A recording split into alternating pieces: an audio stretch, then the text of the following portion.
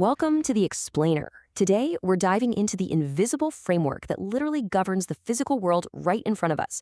We're talking about Coulomb's law.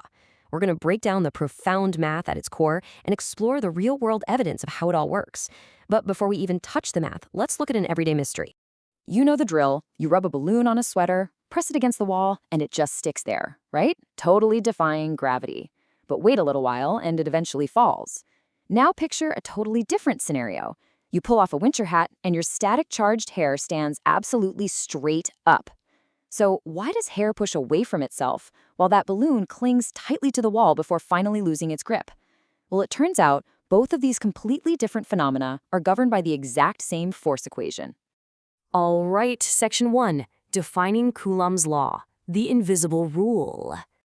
Okay, let's take this slowly because the gravity of this relationship is absolutely crucial to understand. Coulomb's law states the force between two charged objects is proportional to the product of their charges and inversely proportional to the square of the distance between them. Basically, we have three main actors on this stage: force, charge, and distance. If you want to know just how strong the force is, you look at the charges multiplied together. But you also have to factor in the physical space between them. And here's the kicker. It's not just a simple one-to-one relationship with distance. It's inversely proportional to the square of the distance. Let's establish the ground rules here. It boils down to this: like charges push apart, while opposite charges pull together.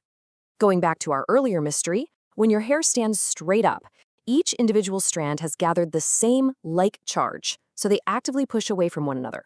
But when the balloon sticks to the wall, opposite charges are pulling together. Coulomb's law tells us that the absolute strength of this push or pull depends heavily on exactly how much charge is involved and precisely how far apart those charges actually are. Moving right along to Section 2, the power of distance, the math behind the magic. Think about it this way. It works just like gravity. This is actually a super helpful way to intuit this invisible electrical force. Just like the gravitational pull that's keeping you in your chair right now, this electrical push and pull weakens as objects move further apart. But let's say you move twice as far away from the Earth. Does gravity just cleanly cut in half? No. And it's the exact same deal with Coulomb's law. Because the relationship depends on distance squared, putting space between objects doesn't just reduce the force slightly, it drastically, aggressively weakens it. So let's imagine you've got two charged spheres interacting. If you double the charge on one of those spheres, it's a very straightforward proportional relationship. The force between them simply doubles. Easy, right? But what if you leave the charge alone and instead double the physical distance between them? The force doesn't just halve. No way. It plummets all the way down to a quarter. This inverse square law proves that distance is the much heavier factor in this equation. Doubling the distance drops the force to just 25%. And this steep, sudden drop-off is exactly why that balloon eventually falls off the wall. As the microscopic distance between the charges increases just a tiny bit over time, the holding force absolutely plummets, and gravity finally wins the tug-of-war. Which brings us to Section 3. Atoms, salt, and sparks, the real-world blueprint.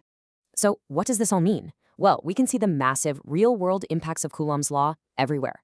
First off, why do electrons actually orbit a nucleus instead of just flying apart into space? Because opposite charges pull together, quite literally holding the building blocks of matter intact.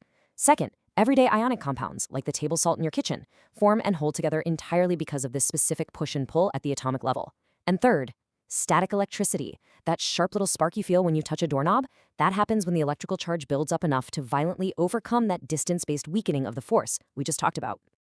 Finally, Section 4, charges in motion, the next mystery. Okay, so we now know that static charges create these powerful pushing and pulling forces based on the amount of charge and the distance squared. But what happens when we unleash them?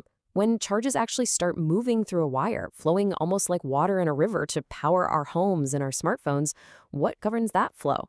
Well, answering that takes us out of the realm of Coulomb's law and directly into Ohm's law, which is exactly what we'll be breaking down next. So keep that question in mind, and I will see you in the next explainer.